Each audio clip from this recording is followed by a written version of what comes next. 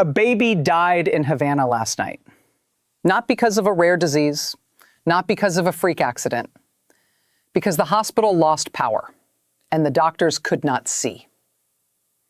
If you think that sentence is dramatic, stay with me, because what is happening inside Cuba's maternity wards right now is worse than anything that sentence prepares you for. And the number that proves it was quietly released by the Cuban government itself. They did not hold a press conference. They did not send an alert. They buried it in a health ministry report in February. The number is 14. 14 babies dying for every 1,000 born in Havana. 5 years ago, that number was 4. That single shift from 4 to 14 is not a healthcare statistic. It is the death of the last argument that justified 65 years of authoritarian rule. And I want to show you exactly how it happened, because the real story is not the one either government wants you to hear. I am going to walk you through something that most coverage of Cuba completely misses. Stay with me through the end, because the final piece of this, the part about what cannot be recovered even if the crisis ends tomorrow, is the most important thing I will say. Moren Echevarria Pinena is 26 years old. She is 9 months pregnant. She has gestational diabetes and hypertension. She was admitted to a maternity ward in central Havana 3 weeks before her due date, so her doctors could monitor her condition. The hospital's backup generator ran out of diesel. The lights went out. When her contractions begin, her doctors will deliver her child by the light of their cell phones. She told reporters she is terrified of what will happen when labor starts. Indira, another expectant mother due next month, told the BBC she keeps picturing herself in labor in a dark room, asking what happens if something goes wrong and they cannot see. These are not exceptional cases. This is the standard of care in Havana right now. Hospitals across the capital and Santiago de Cuba are operating without reliable electricity for days at a stretch. The power grid collapsed in October when Hurricane Oscar knocked out Cuba's largest power plant. Engineers restored partial service. The grid has been unstable ever since. Rolling blackouts hit residential neighborhoods for 18 to 20 hours a day. The priority circuits meant to protect hospitals have failed. Even critical medical infrastructure is going dark. Cubans call it the new normal. For a woman in labor, there is nothing normal about it. Now, here is the number in context, because the raw figure alone does not tell you how catastrophic this is. 5 years ago, Cuba's infant mortality rate sat at approximately 4 per 1,000. That placed it alongside Canada and the United Kingdom. The Cuban government cited that number in every diplomatic meeting, every international forum, every argument for why the revolution was worth its cost. It was not just a statistic. It was the moral foundation of the regime. 4 per 1,000 said, whatever you think of our politics, our system keeps children alive. No critic could argue with that. Now the number is 14. The United States sits at 5.4. Costa Rica sits at 7. Panama sits at 11. Cuba's capital city, the showcase of everything the revolution built, now has worse infant survival outcomes than most of its regional neighbors. And 14 is the number the government decided was acceptable to reveal. In a system with total control over data, the actual number is almost certainly higher. 14 is the floor, not the ceiling. The trajectory makes it worse. This is not a spike caused by a single storm. The rate has climbed for 3 consecutive years, each quarter worse than the last. Each quarter, the government admitting slightly more of what medical professionals have been saying privately for months. The system is failing. The most vulnerable are dying first. Neonatal intensive care units need 3 things without interruption: electricity, clean water, and temperature control. Cuba's hospitals can no longer guarantee any of them. Incubators for premature newborns require constant power to maintain stable temperature. When electricity cuts out, the temperature inside an incubator drops within minutes. Medical staff have responded by wrapping infants in blankets and using hot water bottles to maintain body heat. That is a technique from the 19th century, being used in a country that was, until recently, cited as a model of 21st century healthcare. One obstetrician at a Havana hospital told the New York Times, on condition of anonymity, "We are short on antibiotics, on basic medicine, on equipment. Food shortages mean we are seeing more underweight pregnant mothers, which means more underweight newborns, and we cannot keep the lights on." The food crisis compounds everything. Pregnant women are arriving at hospitals already anemic, already malnourished, carrying babies born smaller and weaker, babies who need the intensive care that the hospitals can no longer provide. Medical staff are making decisions no training prepares you for. Which patients receive the limited generator power, the neonatal unit or the operating room, the ventilators for adults or the incubators for newborns? One nurse told the New York Times that staff sometimes pool their personal money to buy black market diesel for the hospital's backup generator. Doctors funding their own hospital's electricity out of pocket. That is not a healthcare system under stress. That is a healthcare system that has ceased to function as a system. Some hospitals have begun scheduling cesarean sections only during daylight hours, when natural light can supplement whatever power is available. Emergency interventions during vaginal deliveries now require patient transfers to facilities with more reliable generators. Those transfers require ambulances with fuel. Fuel is also in short supply. Here is where I need to slow down, because what comes next is the part that almost no coverage explains. On the surface, this looks like a power crisis that hit hospitals. Underneath, it is the simultaneous collapse of 3 external lifelines that Cuba's healthcare system was built on. And losing all 3 at once is what turned a crisis into a catastrophe. The first lifeline was Venezuelan oil. For 2 decades, Caracas sent subsidized crude that kept Cuba's grid running and its hospitals lit. Venezuela's own production has collapsed. The oil is gone. The second lifeline was medical tourism revenue. Cuba earned hard currency by deploying doctors abroad and treating foreign patients. Those programs have largely ended. The revenue that subsidized hospital operations disappeared. The third lifeline was the doctors themselves. Nearly 500,000 Cubans have left the island since 2021, 5% of the entire population in 4 years. Among them, significant numbers of healthcare workers, doctors, nurses, technicians. The people trained to run the system are leaving because the system no longer functions. The exodus creates the very shortage it is fleeing from. The average age of remaining Cuban physicians is now over 50. Medical school enrollment has dropped 30% since 2020. Students see no future in a profession where you cannot keep the lights on. The regime spent decades building a doctor export economy. Now the doctors are exporting themselves, and they are not coming back. This is the part that should alarm anyone thinking beyond the immediate crisis.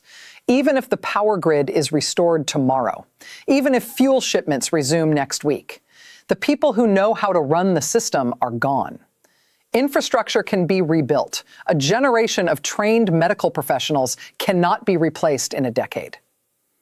Cuba is not just losing its present healthcare capacity, it is losing its future capacity. And the gap between the two grows wider every single month.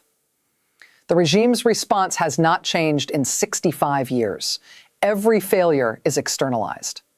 President Diaz-Canel addressed the healthcare crisis in a televised speech on March 10th and called it a direct consequence of the genocidal blockade imposed by the United States. No mention of energy mismanagement. No mention of decades of underinvestment. No mention of the decision to make the entire economy dependent on Venezuelan oil without building any alternative. The U.S. embargo is real. Its impact is real. But it is not the only cause. And a government that cannot distinguish between what was done to it and what it did to itself has lost the ability to fix anything. Washington's response has been to point at the exemptions. The embargo contains specific carve-outs for medicine and medical equipment. What Cuba cannot easily obtain is fuel. And that shortage exists because the regime made itself dependent on a single supplier for decades and built no contingency. State Department spokesperson Matthew Miller told reporters that the Cuban government's mismanagement of its economy and energy infrastructure is the root cause of these shortages. That statement is also partially accurate and also incomplete. Both governments are telling a half-truth and calling it the whole story. And between those two half-truths, women are giving birth in the dark. The United Nations General Assembly voted 187-2 in November to condemn the embargo. Only the United States and Israel voted to maintain it. That vote has happened every year for decades. It has never changed American policy. It will not change it now. The political cost of easing Cuba restrictions in American domestic politics exceeds the political benefit of addressing a humanitarian crisis in the Caribbean. That calculation has held through 12 administrations. It will hold through this one. Here is what I want to name directly, because coverage of this story consistently stops one step short of saying it plainly. This is not a healthcare crisis.